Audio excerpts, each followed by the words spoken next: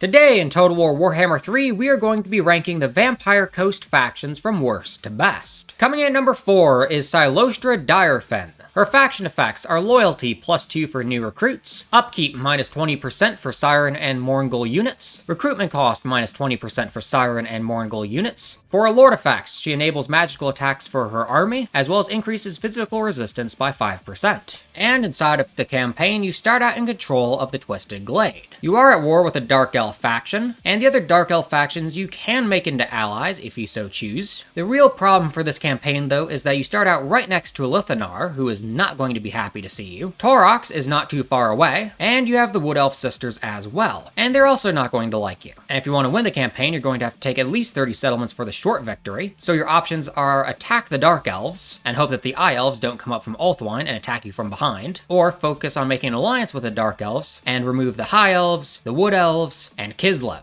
For the unique abilities of Silostra, she can upgrade her Ghosts of the Past ability in order to be able to summon more powerful ghost units, and more of them. She also has From the Depths, Conjuration through Hate, which is decent, Fiery Diva, Emerging Terror, which is great for anyone who uses bloated corpses a lot, and Sirens of the Storm. So she doesn't have particularly great abilities, but overall she's not a great lord, especially when being compared to other Vampire Coast factions. Coming at number 3 is Luther Harkin. His faction effects are Diplomatic Relations +60 with followers of Nagash, Melee Defense +6 for Lords and Embedded Heroes all armies, and Diplomatic Relations -60 with Lizardmen. For Lord effects, he has Vampiric Corruption +3 in the local province, Leadership +8 when fighting against Lizardmen Lord's army, and Spell Resistance 25% for the Lord's army. Inside the campaign, you start off in control of the Awakening. In terms of nearby factions, you start at war with the Vampire Coast Mutineers, the Dreadfleet is not that far away, the Lizardmen will of course absolutely despise you, and the followers of Nagash, as well as a Skaven, can become some allies. In terms of special skills, Luther Harkin has Fractured Mind, Man-O-War, Severed from the Winds, Hand Cannon, which gives him explosive ammunition, Moment of Lucidity, and Pirate King, which reduces his upkeep by -10%. In order to win, you're going to have to restore Harkin's mind, and overall, he has a very good campaign. The only reason he's not higher on the list is that the other factions are better than he is. Coming in at number 2 is Aranessa Saltspite. Her faction effects are Diplomatic Relations -100 with Norska, Chance of finding treasure maps +25%, Income from raiding +50%, Income from sacking settlements +20%, and her Lord effects are Characters or a Leadership effect +12, Melee attack +8 for Sartosian units, and Weapon strength +20% for Sartosian units. And inside of the campaign map, you start out in control of Sartosa. In terms of diplomacy, you start out at war with Tylea, who is going to fall very quickly to you. The Border Princes and Astalia are nearby. The Styghost Empire you have a non-aggression pact with, but they are going to get defeated by Rapunzel de Leonesse very quickly. Clan Scryer can be made into an ally,